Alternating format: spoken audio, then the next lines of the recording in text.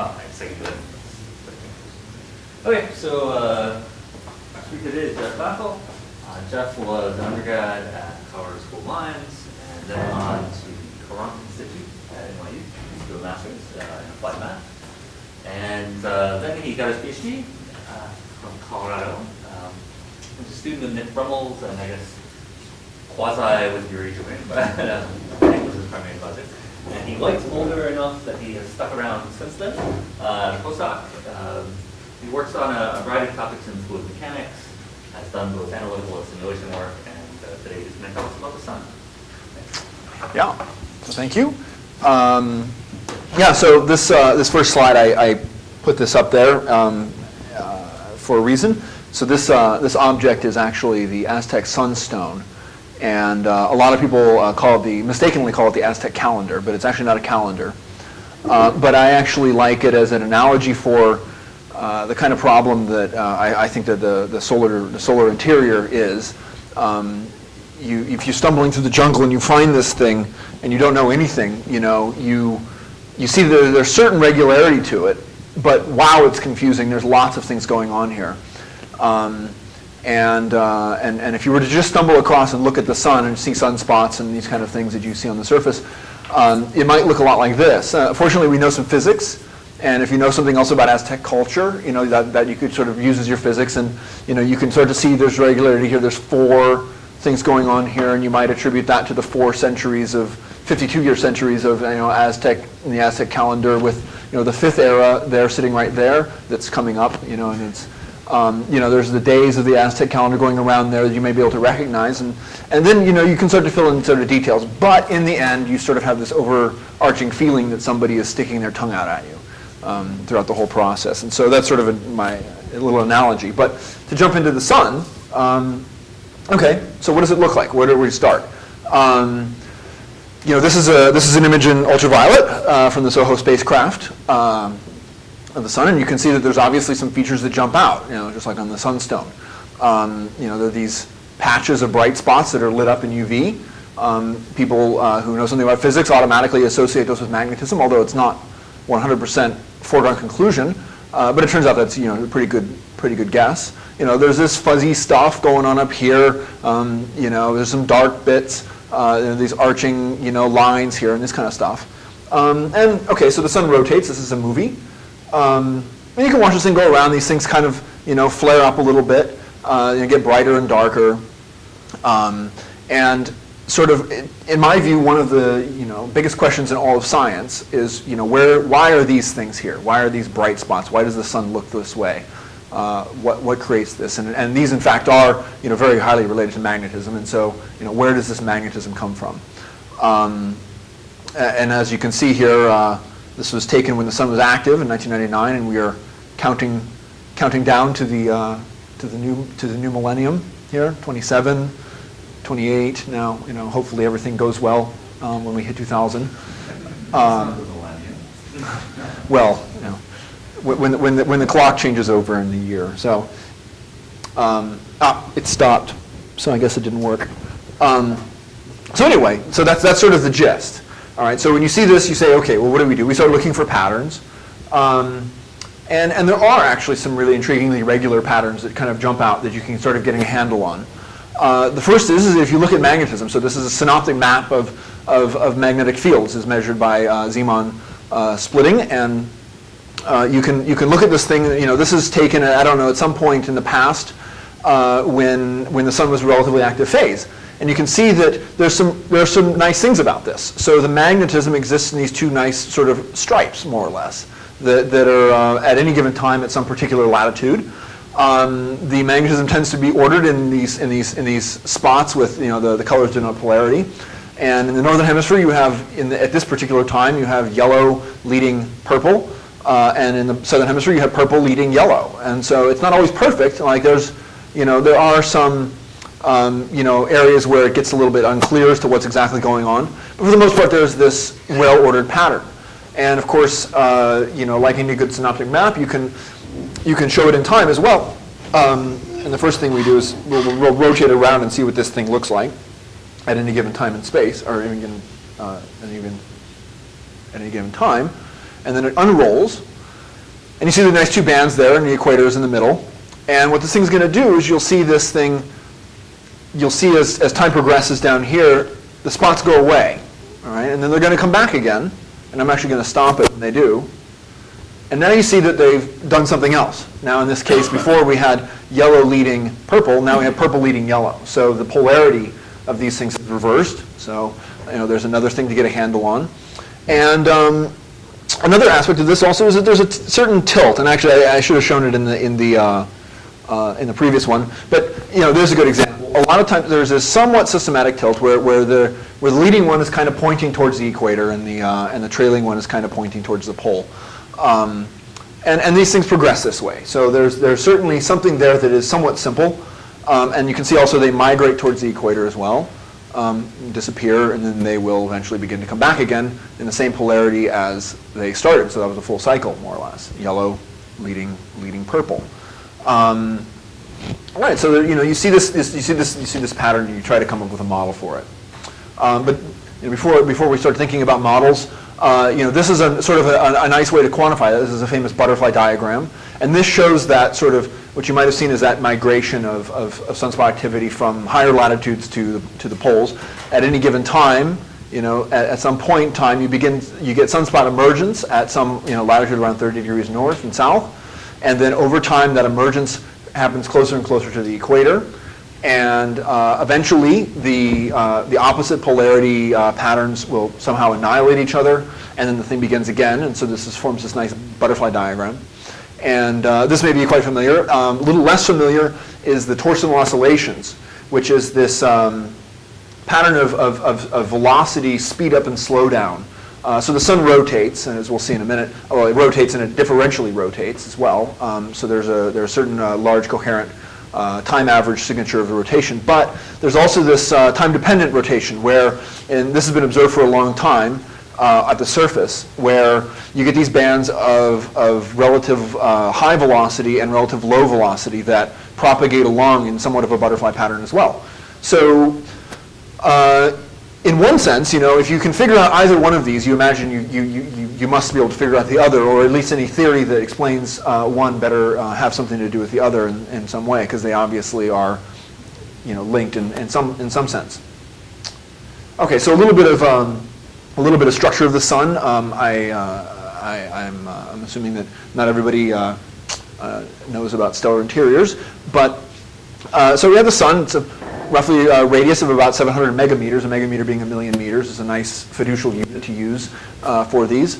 And outer 30% of this is convecting. And then the inner 70% is this radiative zone where energy that's created in the core, and your core leaks out very slowly over long periods of time.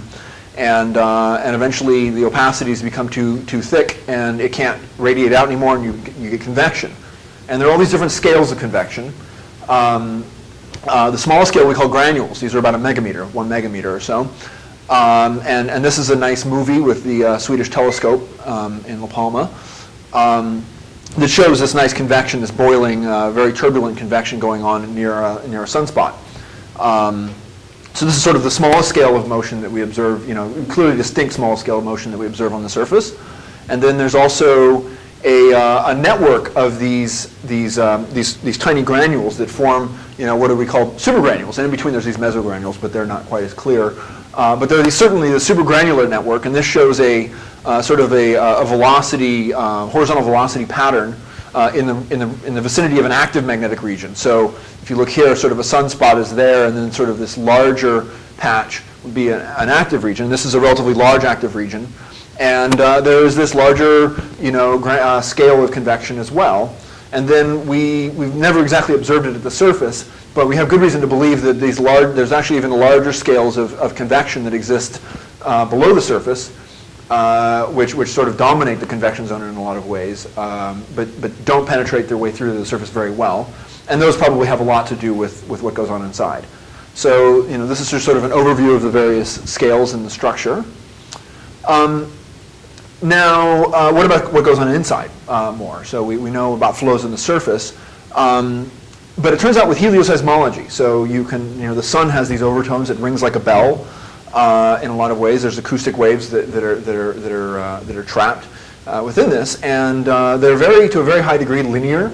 They're generated by those small scales of motion at the surface, most likely, and they have a bunch of overtones. And you can calculate the theoretical frequencies, and then you can also measure an actual frequency spectrum of in Doppler at the surface, and you can get a difference between the expected and the measured frequency, and based on that, you can back out the frequency splittings that would be they'd be due to things like rotation, local rotation, splitting frequencies, and also adjustments as, from the stratification. So when you do that, you get this lovely picture of the interior angular velocity. So you have, it's been known for quite a long time that there's, observed at the surface that you have a fast equator and a slow pole. Red is fast, blue is slow. The equator goes around in about 25, 26 days or so, whereas the pole takes about 31 days to go around, something like that. And there's this nice gradient, latitudinal gradient going from north to south, south to north.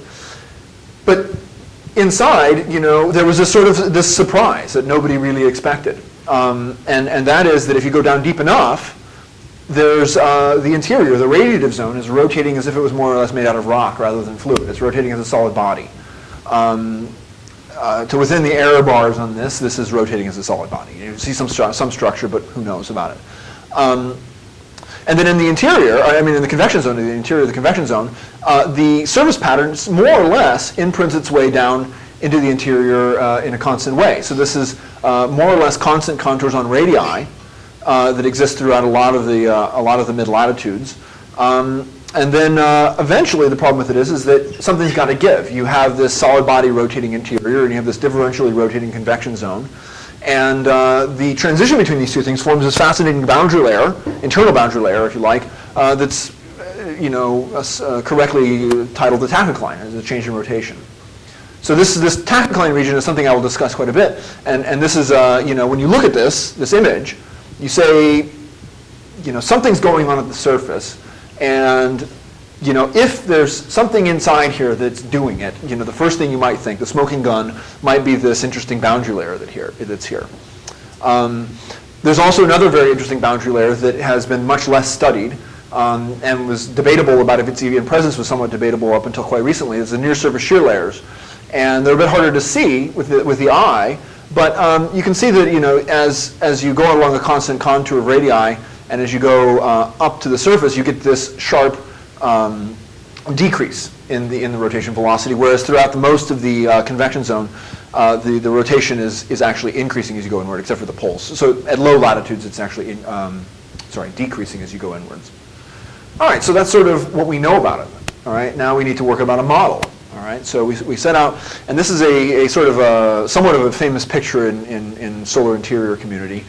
This was drawn sort of in 5 minutes or so by my former PhD advisor, Nick Brummel, and this has been being passed around the community for probably a decade now. And and everybody uses it to describe the sort of the standard picture of the solar dynamo and what we think is going on.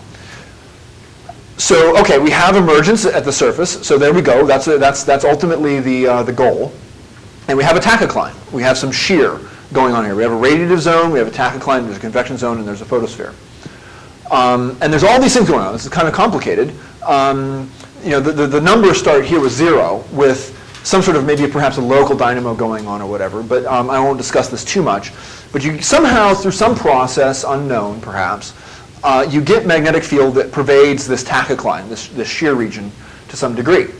And through just straight up induction from the magnetic induction, you can imagine some weak field that threads through this will get stretched out and elongated in the longitudinal direction, in the toroidal direction, wrapping around, which can produce strong and perhaps concentrated structures that exist in this tachocline. So that's sort of the naive idea, or at least that's one idea, right? And then by virtue of their energy density, magnetic fields just having energy density, they can supplant some of the gas energy density or gas pressure. So they have magnetic pressure, which can supplant gas pressure in these things. And if these things are in total pressure equilibrium, then you will have somewhat lower gas pressure as a result of the fact that these things have magnetic field involved in them if it's concentrated enough.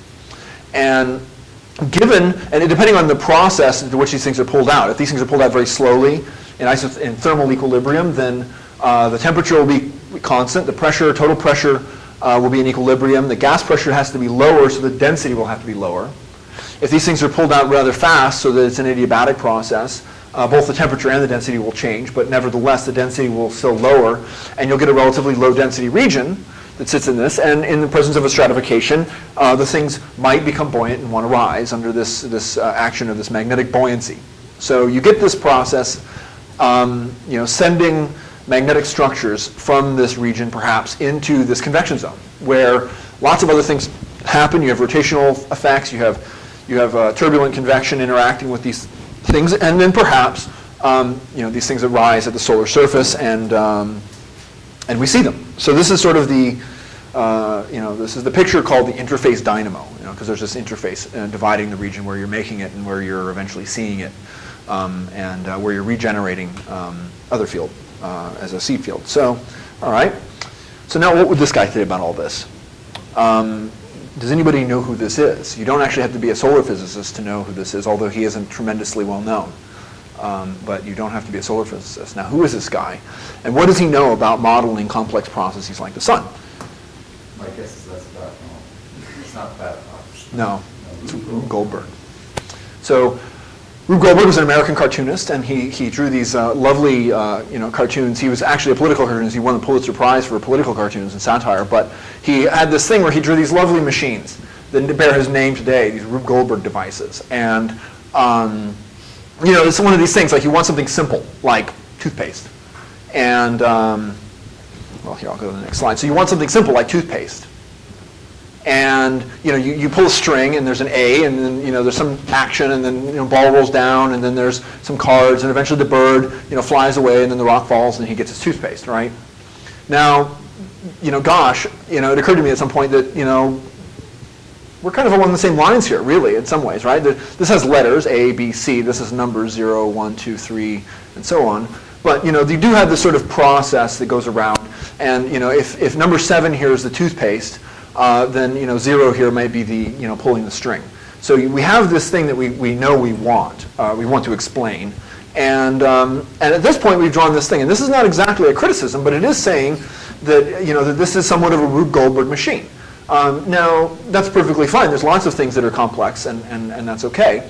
But the issue is that this was a picture that was drawn conceptually a long time ago, based on I think somewhat naive physics. Just sort of very simple arguments based on very simple problems. The issue is that both machines could work. If I showed you a picture of this and said, "Could this work?" you can't say it won't. But it is much harder to say if it really does work. And if you want to determine that, if it's really important to determine that, there's a couple of ways you could do it. There's the comprehensive approach of just simply building the whole thing, as you see in the diagram, and running it and seeing if it works. Now, it's likely not to work if you do that, because you're likely to have made a mistake somewhere. And the question is then pinpointing where you made that small mistake. So another way of doing it is you could, in fact, dismantle the machine. And you could take the individual parts and see if they work by themselves under some reasonable situation, do an experiment in some sense. You take the bird and you see if it's dead. And if the bird is alive, at least you know that that's a possibility. If it turns out that the bird is dead, you say, well, that's not going to be a component that functions within this system very well. All right, so for some of my past research, that's kind of what I did. I took a section of this, and people have taken smaller sections, and I took somewhat of a bigger chunk and worked on it.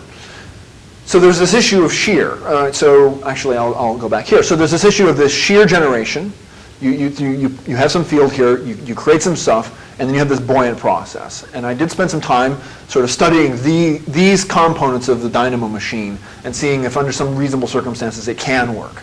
And then if it does, exactly how does it work?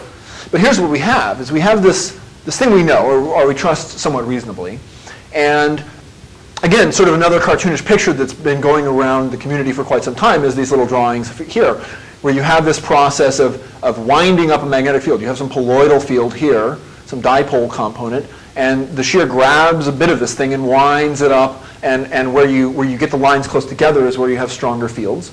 and that goes in it has the right orientation, north and south, the right polarities. And then you have some process here which then perhaps regenerates this colloidal field and produces some sort of transport, where you see these little loops through perhaps magnetic buoyancy getting lifted up and transported to the surface. But drawing this picture doesn't prove a thing. It's just a cartoon. And down below we have what I like to say is that this is sort of the toothpaste, right? This is sort of what you really want in the end.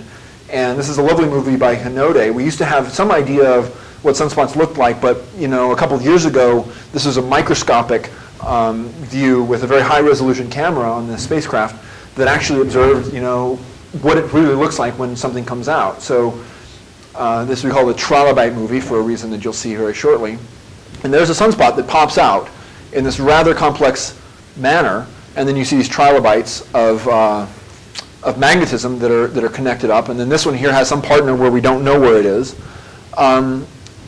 This is in the end what we're trying to explain, and there's a large chasm between this kind of a thing and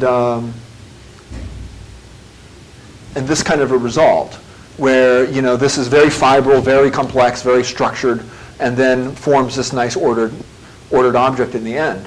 Now the question is, can you bridge this chasm, or are we missing something, or what?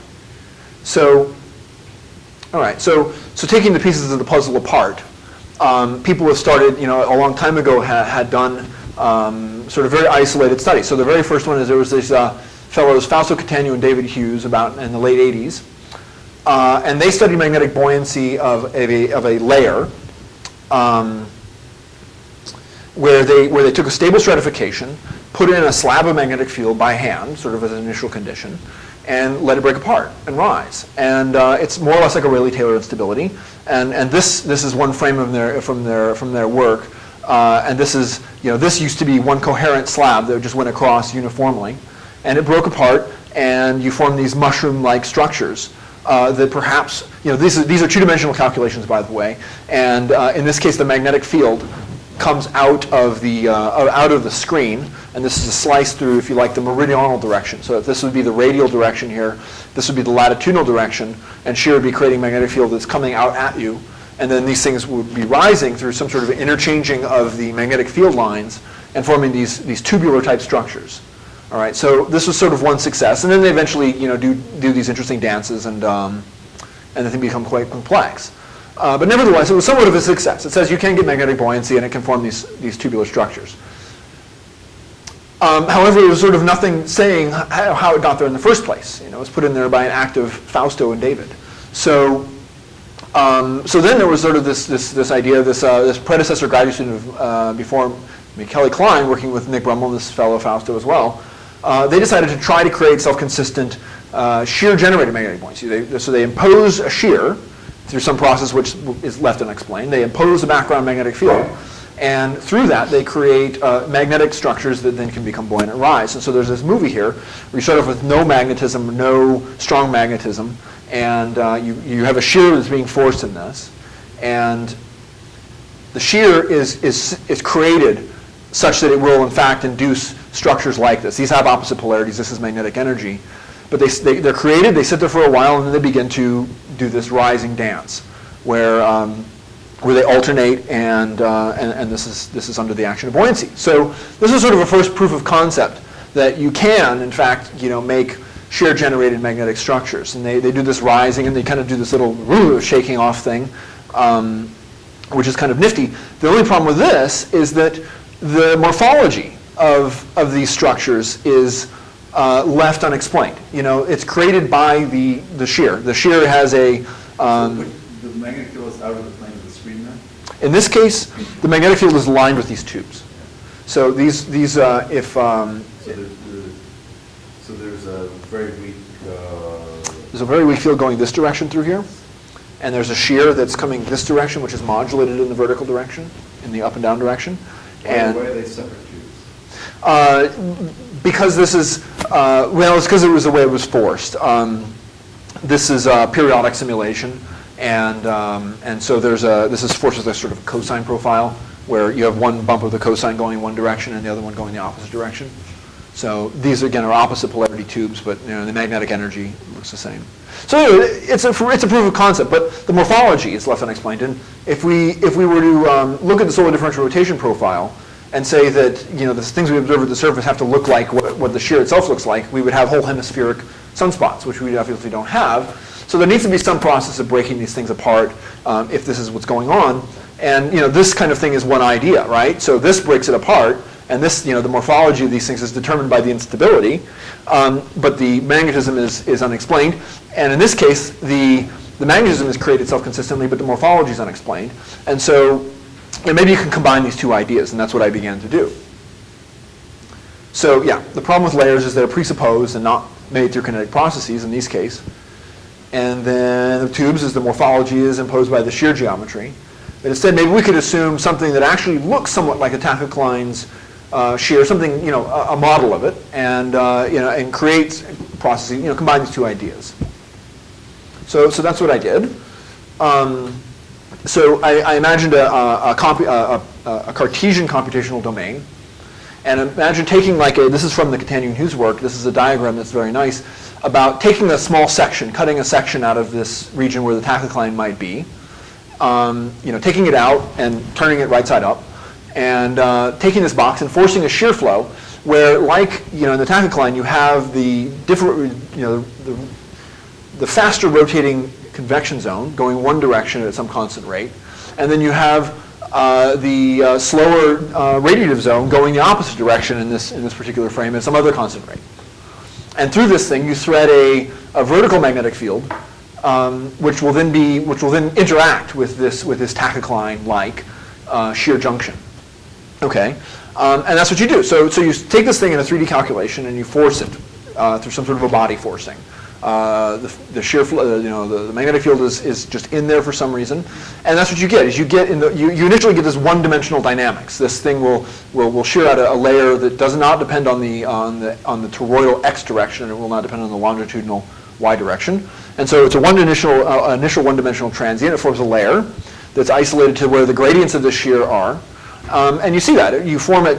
You start off with a horizontal magnetic field that's initially zero, and over time you build up this layer or this spike in magnetism, and you get these imbalances that produce these waves, which are somewhat interesting in one way or another.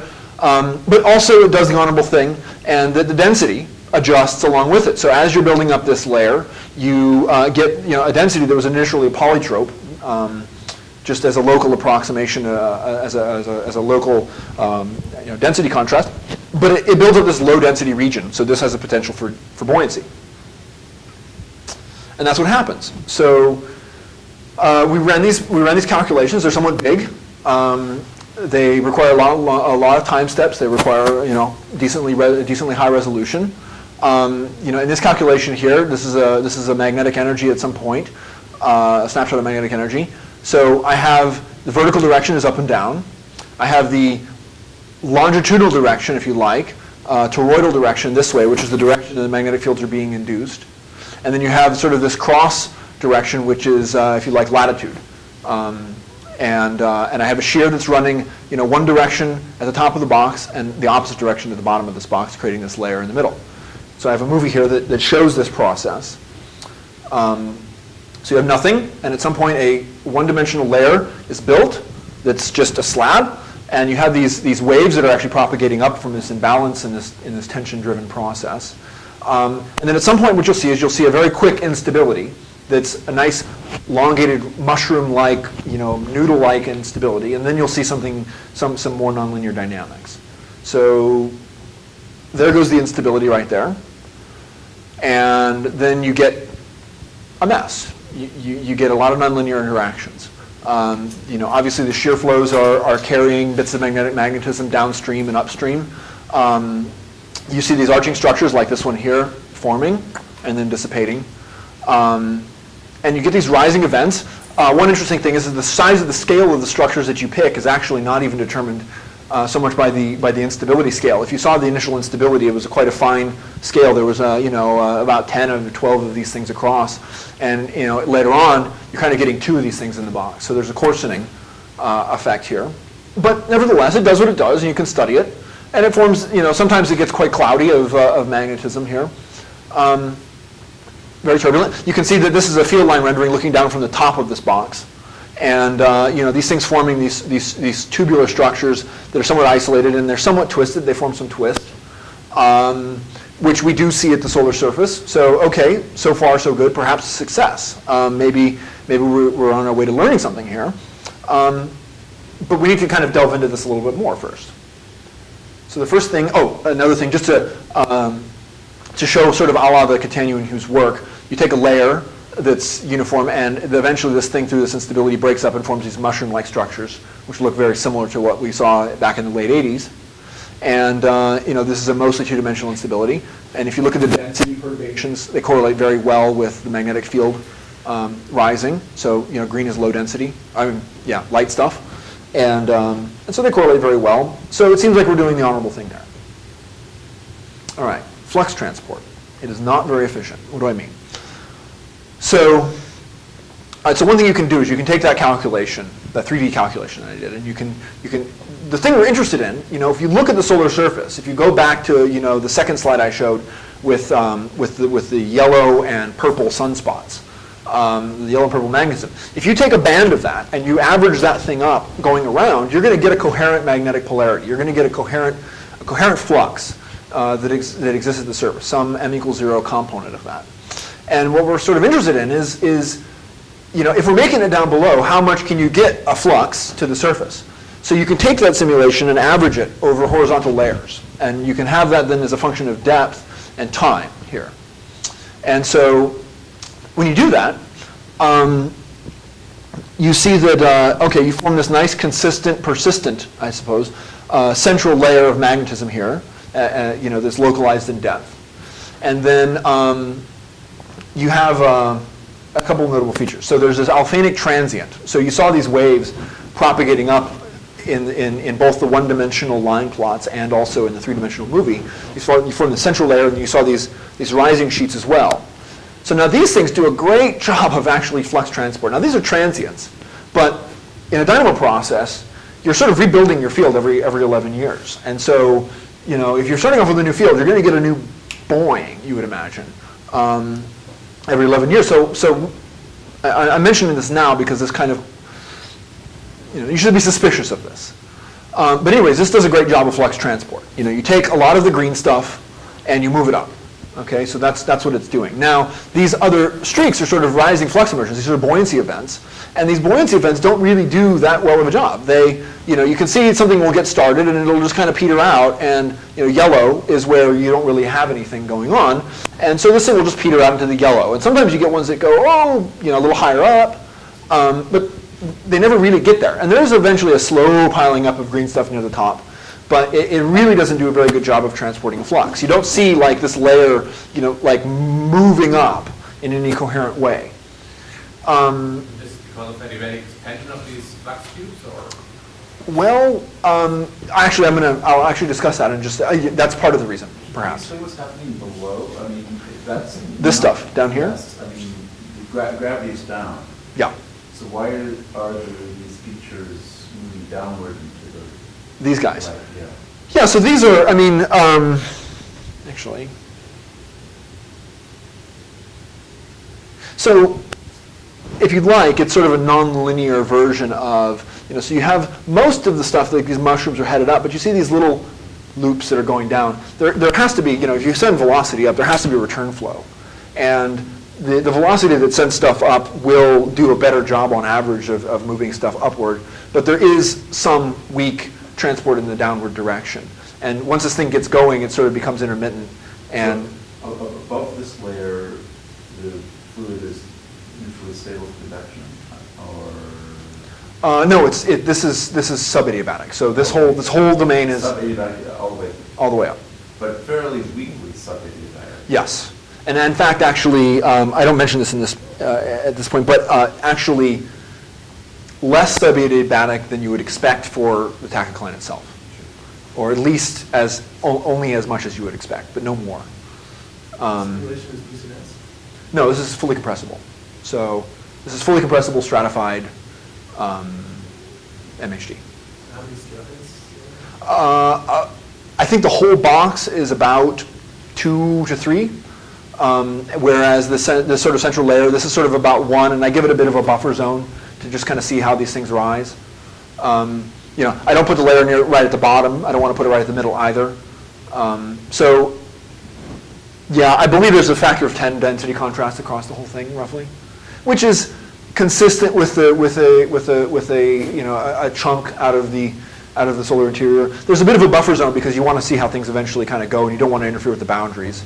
And I don't want to put a convection zone in this right now, just not to complicate issues. I would probably in the future think about putting maybe a convection zone that begins sort of right there, say. That's what I think in the previous picture. Where is the alphatic transient? Is that last one? Okay, so yeah, so those red stripes, those are alphatic transients there. So this is flux right here. This is a slice of magnetic flux, and you can see a very strong layer here. And you see these red stripes. This is actually over a short amount of time, so these don't move very much. But you can see between this one and, say, this one here, they've moved up a bit. In the density perturbations, you don't see them because they're not unstable. So there's still flux sitting up there that's being transported by these waves, but the density perturbations are only being driven in a particularly strong, unstable layer. And the time here is measured in the same units as you quoted the next. Yeah, so they all that's right. Like 2.5. That's right. Yeah. So That's the crossing time across the whole layer? Across the thin layer, across the central layer. So that's right. So these things are breaking. These things aren't doing the best job of transport, and these alphatic transients do a way better job. So the inertial time you put here, what is that? That's okay. Yeah. So that's a shear turnover time of across this layer. So this is just basically the vertical derivative of the shear here.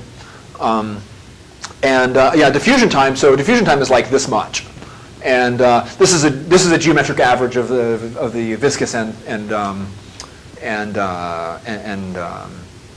magnetic diffusion. So it's like 45 and 70 or something like that, respectively. This is a couple diffusion times basically, but these things are coming and going over a much shorter time scale than that. So whatever is causing these things to not remain coherent, they're not diffusing away. But yeah, alphatic time scales across this thickness roughly are about 2.5 units or even 0.1 units. And actually this 0.1 unit here is really sort of the kicker. This is what you should really be suspicious of right here. All right, so why do we think this is being inefficient? Well, the first reason I think is topology. If you want to have the vertical or radial shear inducing the magnetic gradient or magnetic structures in the way you want, like a layer, you have to have this magnetic field threading through vertically. There's nothing you can do about it, and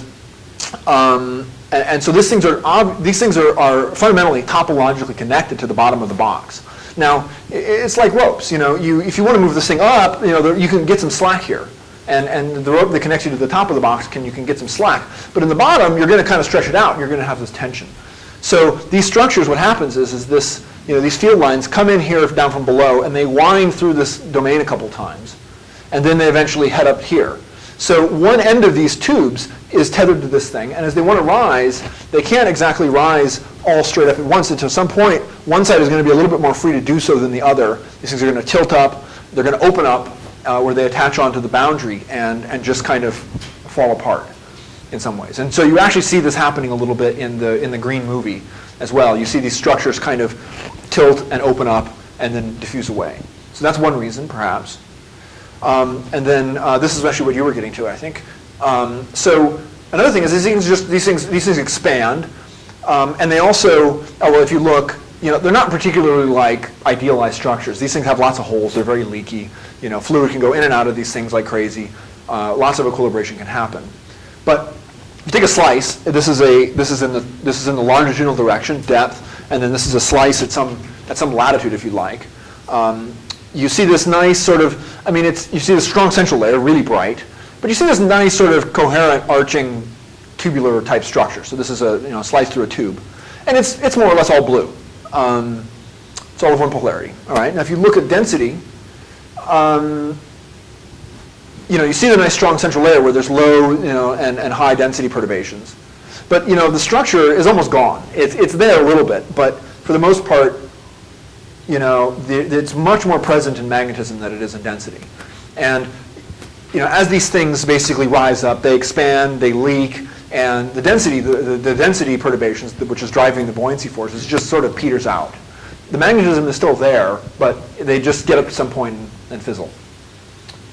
All right, so there's one more thing about this, is that, so I mentioned that turnover timescale of 0.1, that inertial timescale of 0.1. That's a relatively strong shear timescale in this problem. And this thing forms a tremendous amount of turbulence.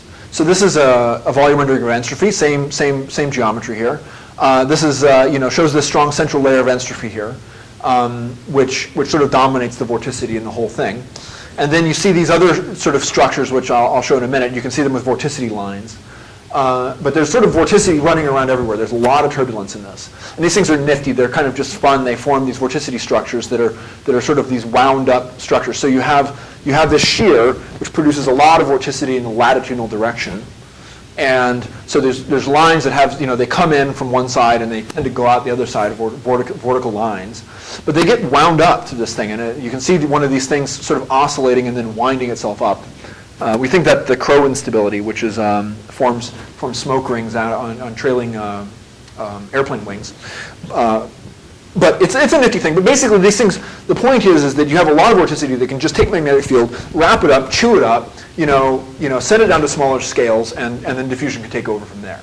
So, so you have a turbulent diffusion, if you like. So there's sort of these three things, equilibration, there's tethering or the topological issue, and there's a lot of vorticity running around this that really doesn't help you a lot for transport. Do you say that in the buoyancy patterns? I'm sorry? What is the buoyancy patterns? I believe it's about 5. I mean, well, so I guess what do you mean about the buoyancy time? So if you look at one of these things that actually makes it all the way up, say, one of these events. So it starts off about 42, magic number, maybe to 48 or so. So the time of if one of these things was actually going to make it all the way up, it actually isn't too dissimilar from the alphanic timescale, if you'd like, because the slope of these things is relatively comparable, maybe a little faster.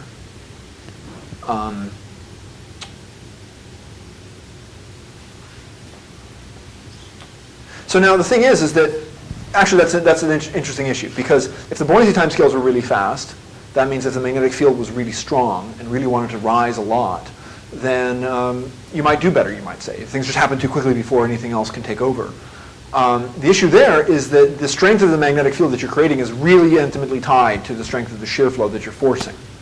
And so now, let's see if I have time for a bit of a digression. Maybe, yeah. So, I don't know if anybody's ever seen the show Mythbusters on Discovery Channel. It's a great show for any scientist. But what they do, there's some myth, and they want to test it. And it may not be false, but they want to test it. And they go and they test it, and they eventually oftentimes find that it is false. So there's an example of, can you fall into your washing machine and will it kill you on the spin cycle, spin you to death. And they take this washing machine on spin cycle, and they drop the dummy in there, and what happens, the thing just jams. And that's it, it stops. Okay, so they say, didn't work. Myth busted. But they say, well, let's just figure out what we would have to have if we in fact wanted to be able to kill somebody with the washing machine. So they go get the Ferrari engine and they hook it up to the washing machine and they get this thing going like crazy. And then they get the dummy in there and he spins around and it would be certain death, right? So they say, okay, we've proven that it doesn't work, but let's find out what situation would have to have so that it does work. And actually, what I've been presenting to you this whole time is the Ferrari engine hooked up to the washing machine. It's not the actual case that you have in your home. This is actually what you have when you really want to figure out what extremes you have to go to get it to work. Because actually what I'm not telling you yet is that I actually tried this under much more reasonable circumstances, like you would have originally, and it didn't work. So what I'm doing here is just showing you that, okay, I can actually fudge it. But what do I have to do? Well, to fudge it, I actually have to force the shear flow extremely hard. Really, really hard. Much harder than I would have actually expected the tachocline to need to be forced, in a way that I'll quantify in just a moment. But the idea is if you do this simulation without magnetism, you just say, let's see what this thing would do, if we forced it exactly the same, we just leave magnetism out. And you create this strong vertical layer. You have the strong layer of vorticity here, which is poking out at you. And this is in the longitudinal direction, or latitudinal direction. So this is longitude here and depth. And so you create this strong layer of vorticity. And if you force it too hard, there is a stable background stratification, but if you force it too hard, it's going to overturn to Kelvin-Helmholtz instabilities. And that's what happens very rapidly.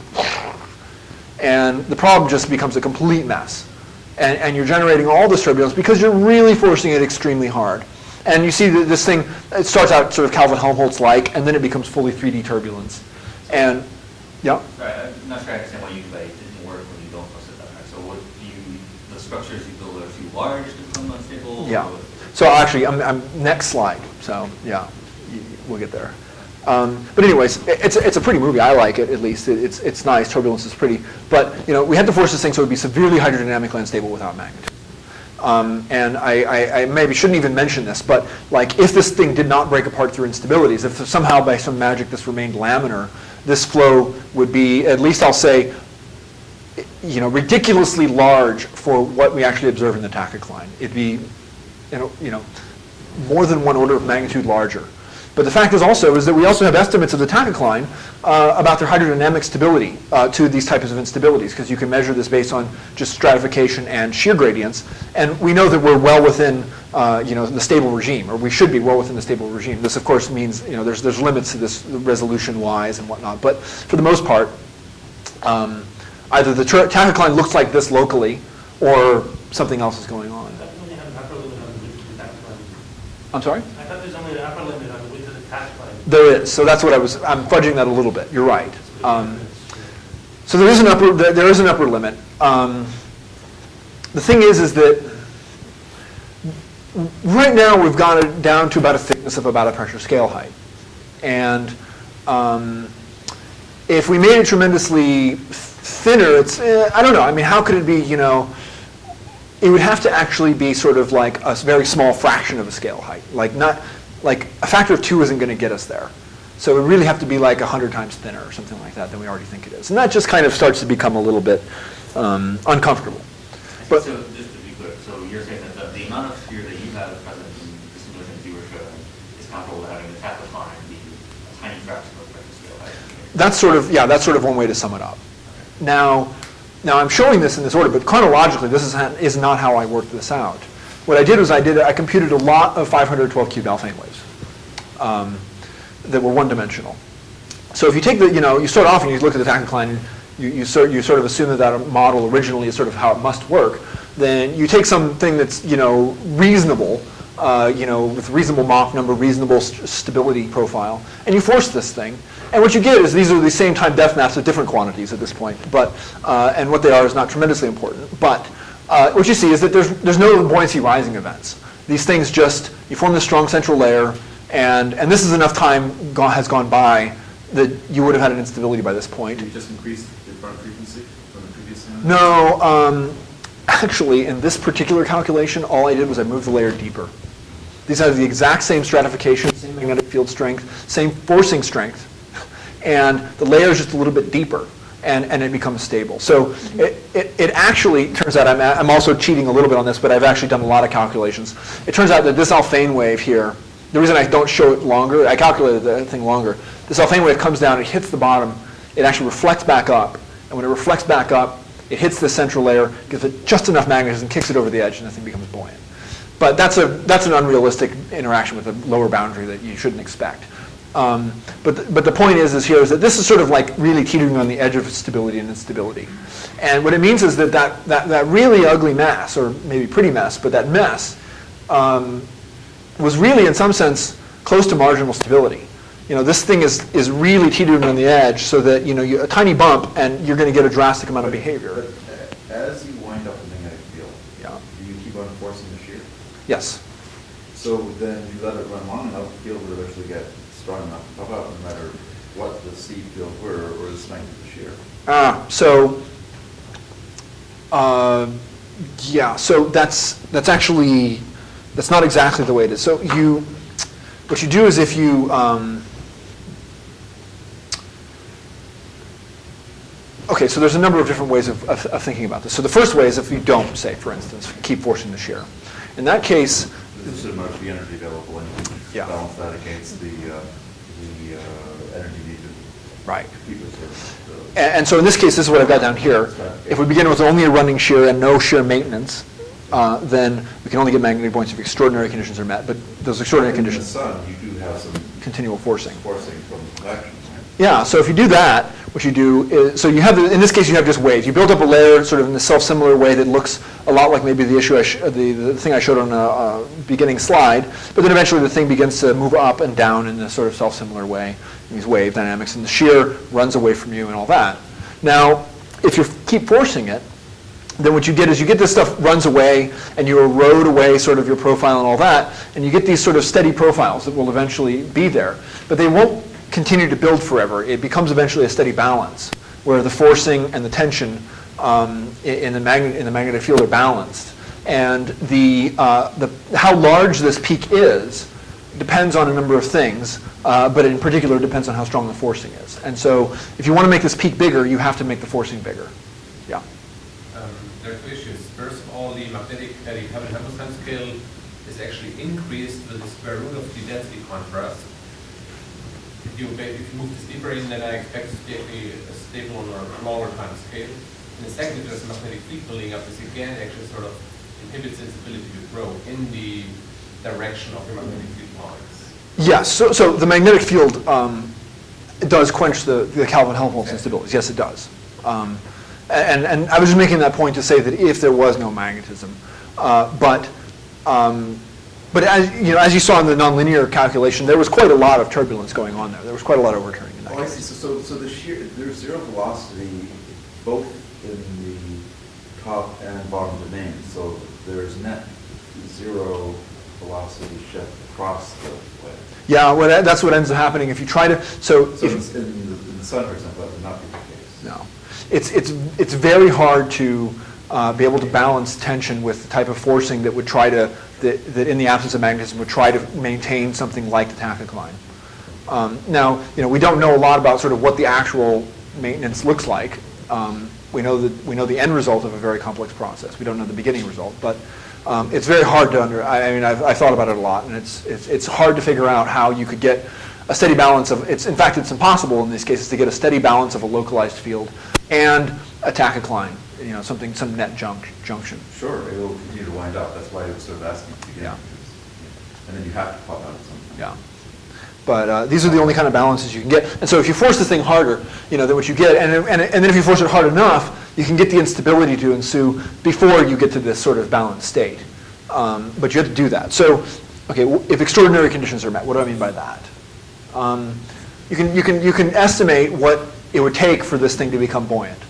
So you have some sort of a stability criteria, which is just sort of a ballpark, you say, okay? This quantity that relates to the magnetic field has to be, roughly the size of, maybe order of magnitude at least, of the Brunt-Väisälä frequency, the stable buoyancy frequency.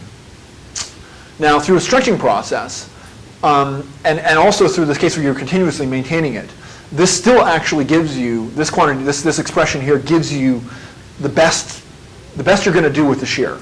That you're going to build this thing up until the magnetic field is in roughly equipartition with the shear velocity. It'll be in the shape of the derivative of the shear, so it'll be localized, and it'll have this rough magnitude. And at that point, either what you do is you'll end up adjusting to a state that is of this form with a different amplitude, or you'll end up just running away through waves. But this is really the best you can do as far as the gradients are concerned. So you can just plug these things into one another. Okay, that's sort of what you do, is you plug them into one another and you rearrange some things, and you can get this expression where to get buoyancy, you must, at least ballpark-wise, expect that this quantity relating to the thickness of the shear and the pressure scale height must be at least on the ballpark of this Richardson number, which is the ratio of the buoyancy time scale to the turnover time scale. And for a very hydrodynamically stable flow, like we expect a tachocline is, this is a very large number. So, and this is all. The nice thing about this is this is all in terms of non-magnetic things. So we can try to estimate them from what we know without magnetism. And in the sun, the Richardson number in the tachocline is 10 to the 3 to 10 to the 5 or so. And the Cygnus is order 1, so this is way too big for this, and you're never going to really get there. you make the thickness smaller, you're going to change the Richardson number, make it smaller as well, but you're also going to make this thing smaller as well. So this thing gets smaller like the square of delta z, and this thing gets smaller like delta z, but still you're going to have to go a long way before you actually get there. So this is unsatisfied. If you actually this is not with continuous maintenance. If you continuously maintain it, you actually get a factor here of the eventual amplitude that has a magnetic Prandtl number sitting right out in front of this Richardson number, which in the sun is actually a small factor. So it turns out that the magnetic field can diffuse much faster than the viscosity, and you get this effect where actually the transients build up this magnitude here, but the eventual steady state ends up being actually smaller than this. So it's not satisfied. All right, and then the issues, should we have expected these issues? So there's actually quite a cottage industry out there to try to explain why the tachocline exists independent of the dynamo. And they have all kinds of ideas about, the tachocline would want to burrow its way much deeper than it has over the time scale of the sun. And the question was, why hasn't it? And there's lots of ways of explaining this, but for the most part, there's one way is that you have some magnetism that is in the interior that's sort of bolstering this up. But regardless, these models really seem to require that you do not have field crossing the shear. If the field crosses the shear, then you end up with no tachocline. You end up with those kind of steady balances where there is no net jump and there may be some wiggly bits in the middle. But for the most part, you get something that's in magnetic isorotation. The gradients of the shear are perpendicular to the magnetic field. So, well, is that reasonable? I mean, can we just go through this? I mean, if you have a 1 Gauss vertical field, let's suppose, then what you said is correct if the vertical Alfvén time with that field is shorter than the rotation period of the sun, right? Or the differential rotation. And for 1 Gauss at a density of about 10 minus, is it 10 minus 2 at the base of the grams per cubic centimeter? 200 kilograms per cubic meter, so 0.2 grams per cubic centimeter. 0.2. Yeah. Okay. Then that makes it so easy. Then it's basically an Alfvén speed of 1 centimeter per second. And so over, say, 10 to 10 centimeters, that is a few hundred years, which is much longer than a dynamo time scale. So, well, then the point being that if you have Reynolds stresses forcing differential rotation down into other parts of the tachocline, right? Yeah. Then in principle, you could maintain a tachocline with a vertical field that weak. It sounds like this order of magnitude we did it right. Well, that may be true. I mean, because basically you erase radial differential rotation on an Alfvénic time scale. Alfvén time. Right. But that's also the other issue, is that you also need to build a dynamo on that. The time scale of the dynamo has to be roughly the Alfvénic time scale of what it would take to stretch that stuff out. And so if you have an Alfvénic time scale that's too weak, I guess the issue is that you want that field strength to be sufficient to be able to generate a field on a dynamo time scale, and you also want it to be sufficiently weak so that it doesn't screw everything up. And it just seems like those two things are sort of in contradiction to one another, at least in a ballpark sort of way. I'm kind of doing a little short on time. I mean, I don't know, we started a little... Well, if you get lots of questions during the talk, then, certainly another 5 minutes is no problem whatsoever. Okay. So, I'll do this and I'll just try to wrap it up then, yeah. So there's one other issue, is that you get this effect of buoyancy trying to push stuff up.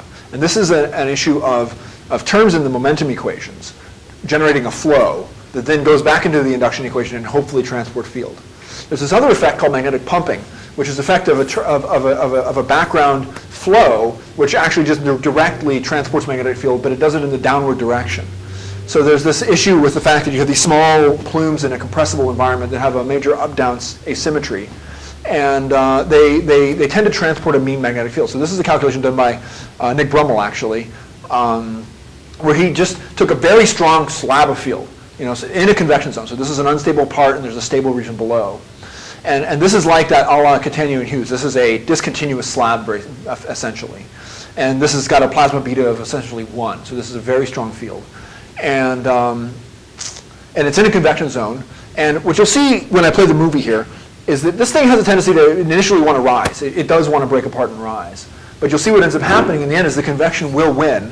And you start off with a region here, sort of imagine sort of halfway along that line there. And you'll see where the stuff ends up eventually is farther down. So there is this magnetic pumping effect that is quite robust. And you can see now, and then it jumped back up at the end. So let me play that one more time.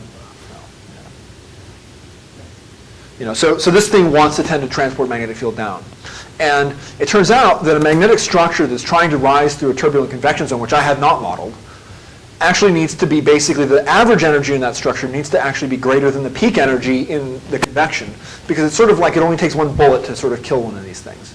That it only takes one plume to come down through, break this thing apart, tear it open, and it's gone. So this magnetic pumping mechanism is quite robust. So I'll sort of summarize this later, but if you have convection maintaining this stuff, then you're not going to expect the shear to be tremendously stronger than the Reynolds stresses that are doing that. And then you're not going to expect the magnetic field to be tremendously stronger than the shear. So you're not going to expect the magnetic field to be tremendously stronger than the plumes. But then they've got to beat the plumes in the end, because if they don't, they're going to get torn apart. So there is this sort of other problem. And then to sort of relate this to other stars, there is this issue that if you look at low mass stars, the really low mass stars that are fully convective and expected probably do not have any sort of tachocline. There's a lot of them that are active. So this is the fraction of them that are active, and then there's a lot less of them that are active here. But the point of this is there's a lot of ways to interpret this, and Matt here knows a lot more about this than I do, for instance. But the point is that there are stars that probably do not have tachoclines that still have activity. So it isn't a requirement, in a sense. Okay, so summary. Shear generated magnetic buoyancy is possible. Right? We did it. You got to hook it up to the Ferrari engine to do it, though. You have to force it unrealistically hard. And even then, and probably because of that, you've had to hook it up to the Ferrari engine, it's ineffective at transport. There's steady global models. Okay, this is sort of heuristic, but there's steady global models that do not want field crossing the tachocline, or else you end up with isorotation on an alphanic timescale. The magnetic pumping is known to be very robust, and that stars without a tachocline have activity also. So then conclusions. All right, so this is to summarize it. If the shear is constrained by the stable stratification, and the magnetic field is constrained by the shear, then how can the magnetic field overcome the stable stratification? I don't know, maybe it can, but I don't know how. And then another conundrum is if the shear is generated by convective plumes, how could shear generated magnetic fields then overcome those same plumes and avoid pumping? So that's another problem. And this is another key issue. We don't see, if this is all about alphanic processes and stretching and these kind of things, and we're hoping to get these things in equipartition with the shear to get these things buoyant or whatever, we don't see a helioseismic response in the tachocline. We see a helioseismic response in the dynamo scale near the surface, but we don't see it in deep down. There's about maybe a 1.3 year signature down deep, but that's even still fuzzy. So, and we don't have any idea what that could be. So the tachocline is interesting, but perhaps it is not quite as useful as once thought for the dynamo. And this is a good stopping point. I have more stuff that I can discuss with anybody who's interested later on about sort of future ideas and where to go from here. So I was going to cover some of this, but it turns out we can leave that for later. And that's about it.